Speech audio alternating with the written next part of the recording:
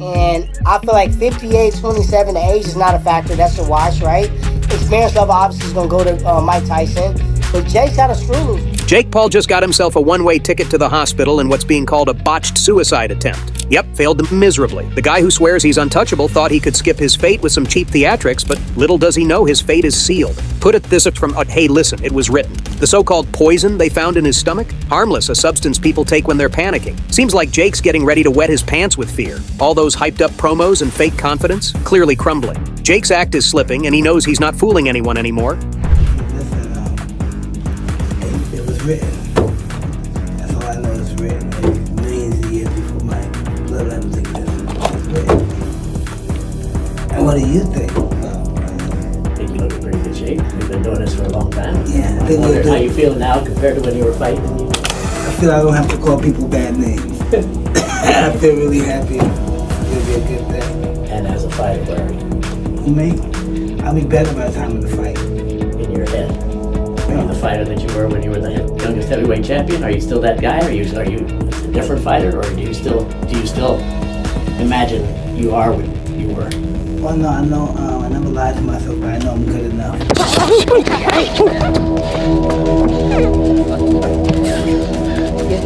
The so-called poison they found in his stomach? Harmless, a substance people take when they're panicking? Seems like Jake's getting ready to wet his pants with fear. All those hyped-up promos and fake confidence? Clearly crumbling. Jake's act is slipping, and he knows he's not fooling anyone anymore.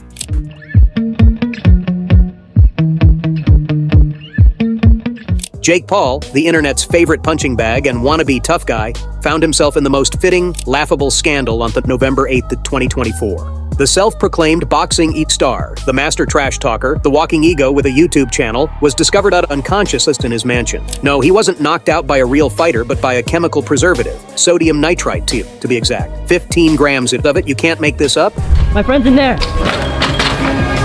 It's an emergency. Come on, Jake, you gotta get him on the journey. Jake?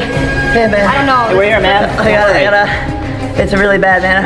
I'm freaking out. Hey guys, this looks bad. We need to take it back to DL. Oh, thank you. She's making it work. It's gonna be okay. Oh, Don't worry, we'll stabilize it. oh. Alright, let's do this. All right, let's get him to gurney. Ready?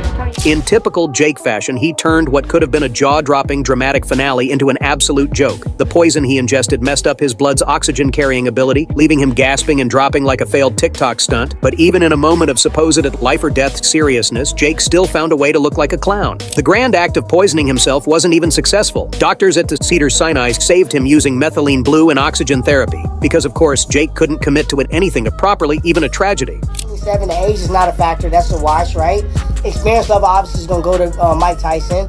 But Jake's got a screw loose. Naturally, the news blew up. Social media erupted like a volcano of sarcasm, with memes popping up faster than Jake's desperate attempts to stay relevant. The internet had a field day. His fan base, clutching on to whatever scraps of dignity he had left, sobbed for their fallen hero, while the rest of us couldn't help but roll our eyes at the spectacle. Was this another one of his stunts? An Oscar-worthy bid for sympathy? Or perhaps a desperate ploy to escape the real nightmare looming over his head? A scheduled showdown with Mike Tyson on November 15th. Jake Paul will be up against. He'll get teased for taking this fight, for one. He'll get teased for that.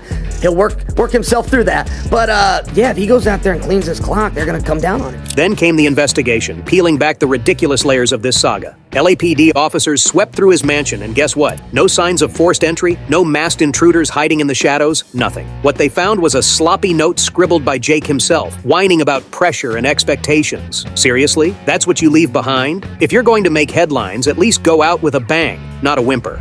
It's gonna make money. You want me to say more than that? Is there need to say more than that? Oh, and the sodium nitrite purchase traced back to none other than Jake himself. Talk about leaving a digital footprint the size of a toddler's tantrum. Even experts couldn't help but shake their heads. Sodium nitrite is what you'd use to preserve meat, not make a name for yourself in boxing history. But hey, Jake never did have a great track record when it came to smart decisions. The doctors worked quickly to bring him back, and by the morning of November 9th, Jake Paul was awake and very much alive. Unfortunately for him, because his reputation had suffered a beating, even Tyson couldn't deliver. His entire tough guy persona shattered, and he was left looking like a frightened child who'd finally realized that playtime was over. His whole shtick, built around bravado and carefully crafted illusions, came crumbling down in a spectacular mess. He can step on the wrong eggshell and let off a combination that can kill most people. No bull. He has the power and ability to shift organs in your body if he hits you with the right force. right? So I think he forgot more technique than Jake Paul has ever learned in his life. And Tyson, the actual destroyer of souls with 50 wins, 44 of which are knockouts that sent his opponent straight into a realm of eternal regret. You know, a real fighter. Meanwhile, Jake's record, 10 wins, padded with opponents who were practically collecting Social Security or never had business being in a boxing ring. Yeah, man, he's looking really, really good. I'm definitely a little bit crazy, and I'm definitely a little bit scared. You know, this is the toughest fight I've had to date against the most experienced opponent. It's at heavyweight, and Tyson's dropping people in sparring. He looks the best shape and the strongest he's ever been, is what his coaches are saying. But Jake, ever the marketing genius, milked his match with Tyson for all it was worth. He posted hyped up videos of himself sparring with heavyweights, trying to convince us he had any chance at all. The confidence was almost inspiring, if it wasn't so utterly laughable. The theories surrounding Jake Paul's latest hospital debacle are more outlandish than his career choices. One popular take, the whole thing was just a stunt, a desperate last-ditch attempt to sidestep his November 15th showdown with Mike Tyson. Because let's be honest, the pressure had him buckling like a cheap lawn chair. From day one, it was crystal clear that Jake had bitten off more than he could chew. All his obnoxious trash talk, endless hype videos, and social media flexing were nothing more than smoke and mirrors. Deep down, the guy knew he was toast. So when people suggest he orchestrated this poisoning just to avoid a royal beatdown, it's not exactly far-fetched. Manipulating the narrative is practically his hobby. If faking a near-death experience could buy him more time to avoid Tyson's fists, you bet he'd consider it.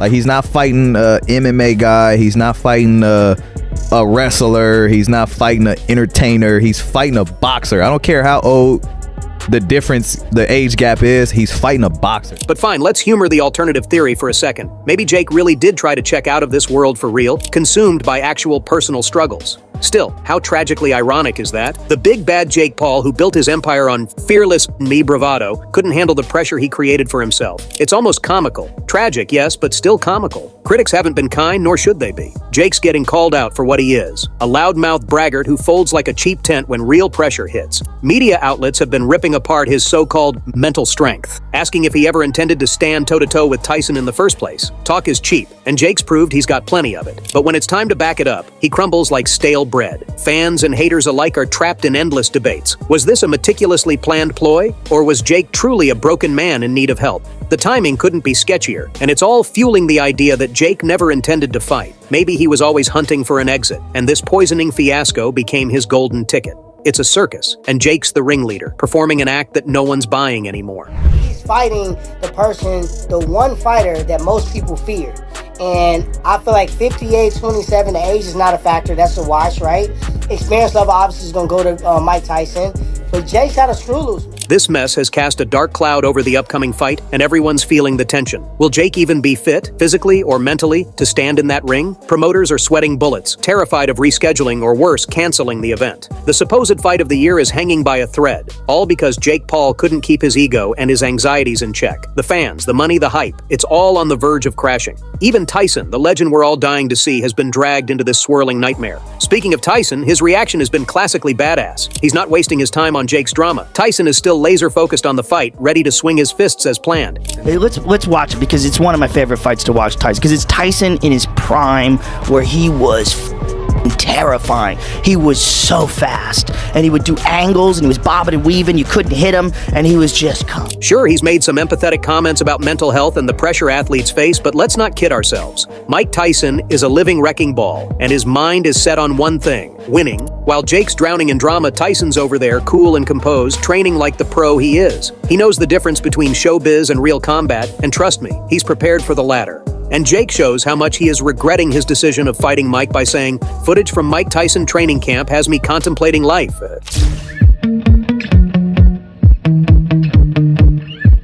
Meanwhile, the boxing community is reeling. This whole episode has opened up a messy conversation about how athletes are treated, whether there's enough support for their mental health, and if the industry needs reform. But the irony is impossible to miss. Jake Paul, the self-declared king of the ring, has inadvertently become the poster child for everything wrong with the pressure culture he used to thrive on. There's talk of revising fight preparations and ensuring fighters are mentally stable. But let's be real. In a few months, Jake's debacle might just be another forgotten tabloid scandal. So what now, Jake? Will we see you on a Sob Story podcast talking about how fame is a burden, how the pressure is too much? Will you blame it on mental health struggles, hoping to get a redemption arc? It's hard to sympathize when you've made a career out of taunting people, belittling your opponents, and stacking your resume with joke fights. You couldn't even get your self-sabotage right, and that's about as Jake Paul as it gets. One thing's for sure, this guy's greatest opponent isn't any boxer, it's his own tragic sense of showmanship. Jake, November 15th is looming, and there's no backing out now. Whatever happens, the world is waiting, either to watch you get pummeled or pull off another miraculous stunt to dodge your fate. Either way, you've made your bed and now you've got to lie in it.